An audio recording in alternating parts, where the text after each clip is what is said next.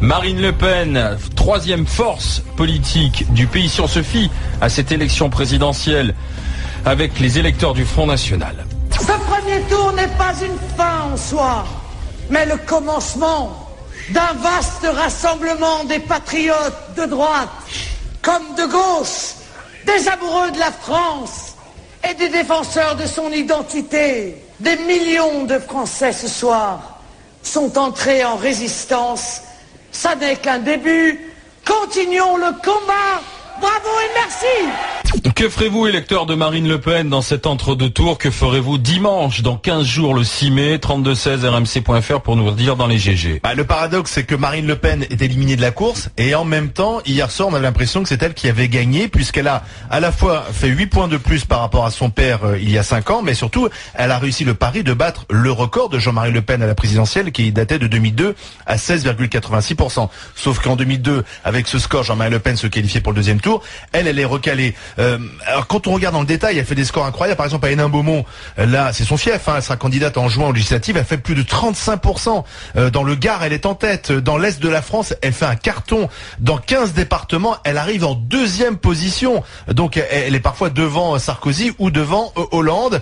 Alors, que faire de cette troisième place? On se souvient qu'il y a 5 ans, François Bayrou voulait faire beaucoup de choses avec cette troisième place. Puis finalement, il a terminé dans le sable. Est-ce que vous pensez que la troisième place de Marine Le Pen est importante et qu'elle sera l'arbitre du deuxième tour? Marianne. Moi, je crois qu'elle est très très importante et je crois qu'on a tous, quand je dis on, en tout cas je dis pendant très longtemps j'ai pensé bêtement, d'ailleurs le raisonnement un peu simpliste, de dire que les électeurs de Marine Le Pen étaient des gens qui forcément avaient un côté un peu anti-immigré, etc. Mais en fait, je crois que c'est très réducteur et qu'on ne doit vraiment pas raisonner comme ça. Je crois qu'en réalité, les électeurs de Marine Le Pen, pas tous, mais la majorité, sont des gens qui sont en fait en souffrance, qui moralement et financièrement, et qui ont été laissés pour compte à peu près par tout le monde. Et si on ne réfléchit pas, si Nicolas Sarkozy, mais si aussi François Hollande, et surtout François Hollande, ne réfléchit pas à ça et ne va pas régler les solutions de ces gens-là, elle ne va faire que monter. Et quels sont les problèmes de ces gens-là? Parce que Mais je pense en fait, ce sont les laissés pour compte de la crise, ce sont les classes moyennes, ce sont des gens qui n'ont pas beaucoup d'argent et qui ont été séduits par un discours de Marine Le Pen qui leur a promis des tas de choses qu'elle ne tiendra jamais. Moi je crois qu'il ne faut pas mépriser les électeurs du Front National. Le bloc électoral de Marine Le Pen, je pense qu'il n'est pas si homogène que ça. Oui, dans le 16e arrondissement, il n'y a qu'à regarder d'ailleurs. Oui, absolument. Je pense que c'est classe moyenne, moi je dirais classe moyenne. Il y a un peu de tout, non, dans le vote Le Pen? Mais il faut d'abord rappeler que cette élection, c'est d'abord un référendum pour ou contre Sarkozy. Et je dirais qu'il y a un vote de rejet. Il y a qu'à voir. Donc le vote Le Pen, c'est un rejet. Mais absolument. Du pouvoir en place. Il y a d'abord un rejet, mais très fort, du pouvoir en place. Bon, alors, donc il y a d'abord un vote de contestation. Mais ce qui est vrai, là, je pense qu'il y a aussi un peu un vote d'adhésion qui pense que Marine Le Pen, elle propose des solutions. Je pense qu'il y a tous les déclassés, tous ces gens qui ne peuvent plus vivre dans les grandes villes et qui sont vraiment en souffrance sur le plan social, sur le plan économique. Et avec la peur de l'immigration. Mais c'est vrai, c'est vrai. D'ailleurs, Sarkozy a rapidement parlé du mode de vie hier au soir. Mais on est d'accord, là-dessus, en effet. Et peut-être que l'affaire Mera elle met en avant l'immigration, la sécurité, mais là aussi, Marine Le Pen, elle insiste énormément sur le pouvoir d'achat. Par contre, je pense qu'il y a une illusion, je le dis moi toujours à la grande gueule, c'est de croire que le politique peut tout, et quel que soit le président, je peux dire qu'on en parlera, je suis pas sûr que le président Hollande va résoudre tous les problèmes. Soyons prudents. Là, on est sur Marine Le Pen. Non, mais je fais une parenthèse générale sur le politique. Oui. Là-dessus, il y a une ambiguïté. Sur ce vote Le Pen, Pascal. Je crois que c'est quand même en grande partie un vote assez populaire. C'est que Nicolas Sarkozy a gagné l'élection présidentielle il y a 5 ans avec les commerçants, les artisans, les agriculteurs et les classes populaires. Il a gardé les commerçants, les artisans, les chefs d'entreprise et les paysans, et il a perdu les classes populaires qui sont allées voter chez Marine Le Pen. Moi, je crois qu'il faut arrêter définitivement de stigmatiser le Front National et de le faire passer comme un espèce de mouton noir de la politique. La société, elle s'est radicalisée. Ce qui est exprimé à travers le vote du Front National, c'est très sérieux. C'est effectivement ces 12 millions de Français qui terminent leur mois à quelques euros près, à qui plus personne ne parle et qui voient dans le discours du Front National le retour à une France très lisible. On ferme les frontières, on produit à côté, on développe nos emplois, on consomme peut-être un peu moins. C'est pour ça que dans la critique de Marine Le Pen de l'ultralibéralisme, de la mondialisation un peu folle, où il y a des produits qui arrivent de l'étranger à des prix défiant toute concurrence et en haut simultanément des usines qui ferment en France. Il y a un peu de vérité. Il faut le dire très clairement. Le monde aujourd'hui est totalement illisible et elle apporte une grille de lecture qui est satisfaisante, en tout cas à court terme. Liliane, même si je pense que ce monde-là n'est pas possible. Liliane, qui est à Saint-Étienne dans la Loire, parle et dit c'est tout à fait cela, une nouvelle droite, hein, il faut le dire. Nous ne sommes ni débiles, ni indélébiles, ni névrosés, ni peureux, ni plus malheureux que d'autres, me dit-elle pour expliquer son vote. Hein. C'est pour une grande partie du programme Le Pen que nous votons, comme disait Pascal. Il y a donc une adhésion en toute connaissance de cause, nous dit Liliane.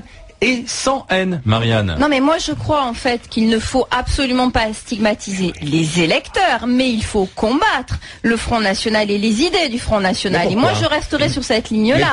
Ah non, parce que si tu veux combat la gauche ou comme Monsieur Sarkozy combat Monsieur Mélenchon. Comme le républicain combat l'anti-républicain, parce que moi je reste intimement convaincu. Je reste intimement convaincu et je ne parle pas des électeurs du Front National. Je parle des cadres du Front National. Je reste intimement convaincu que s'ils étaient au pouvoir, nous ne serions plus en démocratie. Ça, je crois que c'est une erreur terrible. Et je pense que c'est sur cette erreur d'appréciation que, comme tu le dis, le camp républicain peut perdre la partie.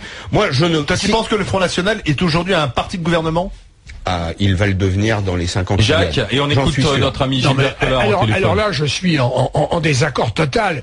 L'objectif de Marine Le Pen. Mais l'encadrement du Front National n'a pas changé. Enfin, je vais rappeler quand même, lorsqu'il y a eu le rassemblement à la Concorde avec Sarkozy, il y a eu le parallèle avec Nuremberg fait par Jean-Marie Le Pen. C'est quand même, il fait partie du Front National. Ouais. C'est le fondateur. Et il a dit aussi, NS, Nicolas Sarkozy, national-socialisme. Faut quand même arrêter. Faut voir l'encadrement. Et quand même dans les beaux quartiers aussi. Je veux qu'on analyse dans les 16e arrondissements, en général, c'est toujours fort pour le Front National. Donc de ce côté-là, mais ne dites pas qu'il y a beaucoup de misère. Toi qui suis la vie politique mais de très près. Hier soir, moi j'étais très étonné.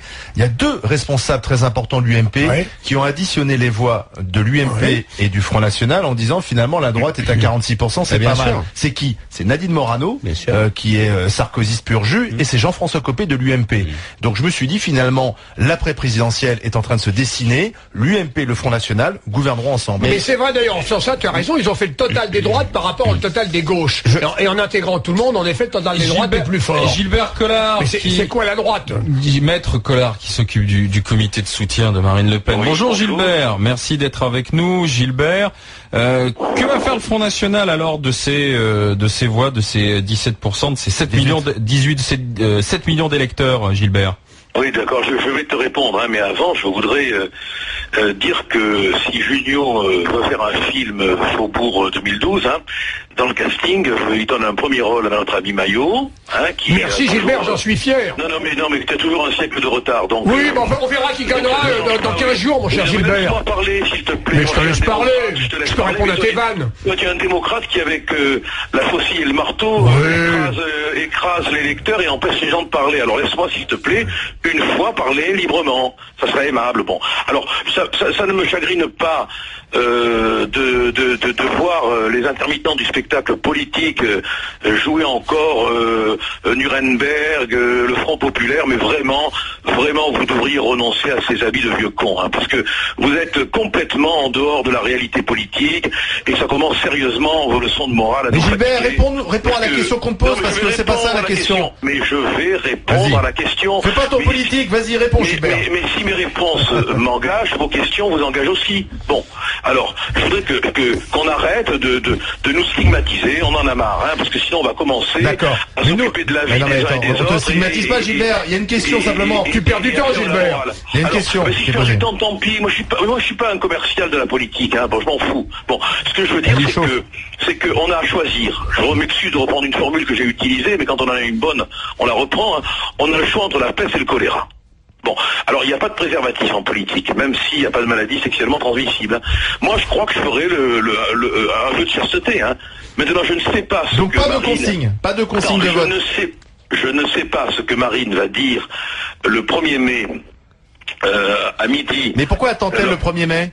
Parce que les deux candidats, on les connaît, ils vont pas changer d'ici là. Contrairement à ce que dit Monsieur Maillot, on a une structure politique. On a un état-major qui réfléchit, qui se pose des questions. On a des gens qui jusqu'à présent peut-être parce qu'ils avaient la peur des donneurs de leçons de morale de cette maréchaussée médiatique dont on a marre vraiment, hein. Merde, marre, vive Marine, hein. Ça pourrait devenir un slogan. Bon, il va y avoir une discussion, mais moi personnellement, je vous dis que je serais tenté par un vœu d'abstinence, voilà, parce que je ne me retrouve ni dans Nicolas Sarkozy, ni dans François Hollande, dont les troupes sont d'une mort et d'une agressivité incroyable. À titre personnel, le dimanche 6 juillet, c'est bien. À toi, Gilbert Collard, je te parle 6 mai, pardon, je parle directement. Tu resteras chez toi ou si tu vas voter, tu votes blanc?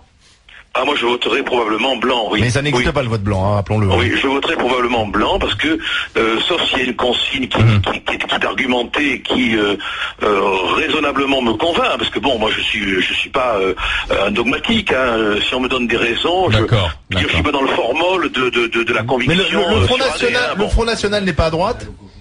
Mais le Front National veut être ni à droite ni à gauche. Il veut faire comprendre aux gens qu'il est capable, le seul parti, d'appréhender les réels problèmes qui se posent en ce 21e siècle. Gilbert, je te pose la question parce que hier, moi j'étais surpris d'entendre Jean-François Copé et Nadine Morano additionner les voix de l'UMP et du Front National. Tu fais cette addition, toi?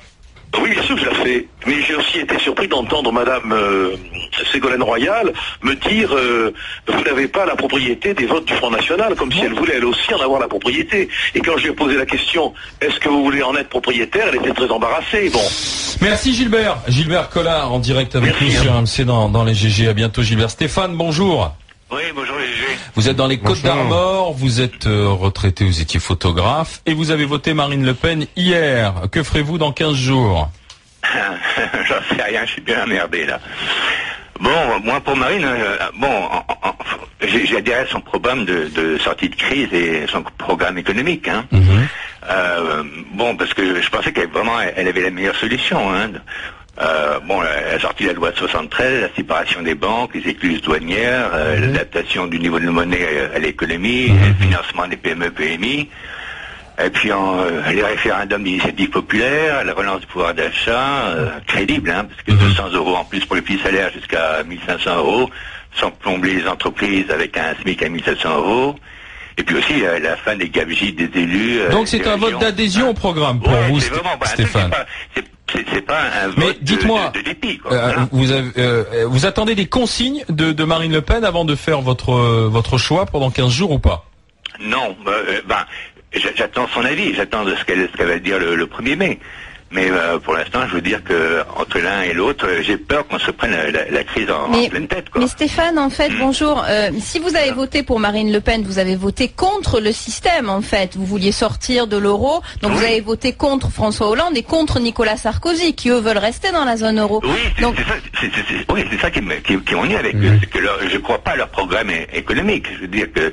Donc si on vous donne des consignes, vous irez quand même. Enfin, c'est ça que je comprends pas tout d'un coup, c'est que à la fois vous êtes anti-système et que finalement vous, avec des consignes, vous retourneriez voter pour l'un ou pour l'autre. Non, je suis pas sûr, je vais peut-être voter blanc, j'en sais rien encore. Vraiment, je suis bien emmerdé, puis j'espérais bien. C'est ce qu'on a compris. Merci Stéphane, merci d'avoir été avec nous. Bonne journée Stéphane. Bonne journée. À bientôt Jacques, je te voyais. Mais oui, il parle de programme de sortie de crise, mais attendez, là arrêtons aussi, disons la vérité là-dessus. On est en plein dans la crise, il n'est pas question de sortie de crise, il y a une crise financière, il y a une crise économique, il y a une crise de la dette, faut quand même en parler ça de la dette là, on va revenir là-dessus. Il y a une crise sociale, il y a une crise morale. Il y a vraiment une addition de crise. C'est pas parce qu'on va séparer les banques, à la fois les banques de dépôt et les banques d'affaires, que ça va vraiment régler tous les problèmes. Puis il y a une chose quand même, le monde est ouvert de ce côté-là. Oui, mais justement, certains veulent le refermer, Jacques. Mais attends, mais vous croyez que ça va changer parce qu'on a voté en France? Mais attends, mais attends, l'économie mondialisée, ça existe réellement de ce côté-là. D'abord, moi, le grand populisme qui traverse l'Europe en ce moment. Mais ça c'est vrai. Mais le monde est toujours aussi ouvert. Et la compétition est toujours là. Vrai. Il faut pas écouter la doxa, il faut regarder les chiffres. Et les chiffres parlent d'eux-mêmes. Moi, je te le dis, Jacques, la mondialisation n'est pas irréversible. Au cours de l'année qui vient de s'écouler, la Russie, le Brésil, l'Argentine, l'Angleterre ont voté des mesures protectionnistes discrètement, mais ils les ont votées dans tous les domaines. Donc, Aujourd'hui, le monde, comme une espèce de fatalité qui serait ouvert comme un village, c'est un peu terminé. Moi, ce que je pense, c'est que le Front National a radicalisé sa position dans le cadre d'une politique de différenciation. Ouais, alors, Pascal, je voulais juste une phrase. Pour émerger, il faut être différent. Donc, ils ont été hyper nationalistes. Demain, je te file mon billet aujourd'hui, comme j'ai parié avec les socialistes, les impôts augmenteraient. Je peux te dire aujourd'hui que le Front National va devenir européano-compatible. Encore une fois, vous vous trompez, nous dit Philippe sur internet rmc.fr. Encore une fois, vous vous trompez. Ce vote FN n'est pas un vote contestataire. C'est un vote pour les idées, un vote d'adhésion. Il y a les deux, on se trompe pas du tout. Il y a les deux. Non, mais les idées sont contestataires. Attendez, de toute façon, les idées sont... les idées sont anti-système. Les idées, c'est sortir de l'euro. Donc les idées vont totalement... Mais sortir de l'euro, elle en parle beaucoup moins d'ailleurs. C'est pour ça qu'elle a remonté d'ailleurs. Contrairement à ce que disait un peu de prudence là-dessus. Contrairement à ce que disait l'UMP hier, ce n'est pas seulement un vote de crise, il y a un vote d'adhésion. Et ce vote d'adhésion, il est toujours là, quel que soit d'ailleurs l'état du pays. Je te dis, en revenir aux frontières, à un monde lisible, à une France qui soit un peu plus solide, un peu plus fermée sur... Il y a une partie de l'électorat qui le souhaite aujourd'hui. Il faut arrêter de dire que le Front National, c'est un vote perdu. Non, il faut comprendre ce que ça veut dire. Paul, qui est du côté d'Antibes, dans les Alpes-Maritimes, et qui me dit « Salut les grandes gueules, à propos du vote du Front National, je peux vous dire que moi j'ai voté Marine hier, et je ne me déplacerai pas dans 15 jours. » Arnaud... Il n'a pas de préservatif, c'est ça, c'est ce que nous a dit Gilbert. Arnaud nous dit, il faudra arrêter les grandes gueules de rabaisser le FN, vous dénigrez une partie de la population qui vote, le Front National répond à une certaine attente des citoyens et qui ne serait pas plus mauvaise que droite ou gauche, des incapables qui sont sur un petit nuage et pas en phase avec le quotidien. Nous votons Front National, me dit Arnaud, nous ne sommes ni chômeurs, ni RSA ou autres, nous sommes actifs de la classe moyenne. Salut cordialement, nous dit-il. Et puis j'ai beaucoup de proches, me dit Mathias, dans la famille ou au travail qui assument aujourd'hui le vote FN. On les prend toujours pour des égarés, mais je trouve que les politiciens n'abordent jamais ce que j'entends dans la bouche des gens qui votent aujourd'hui, à savoir, il y a trop d'Arabes, ils vivent chez nous comme ils étaient au Maghreb, ce à quoi s'est ajouté le halal. Voilà, il faut aborder les vrais sujets, m'écrit Mathias du Gard sur internet rmc.fr.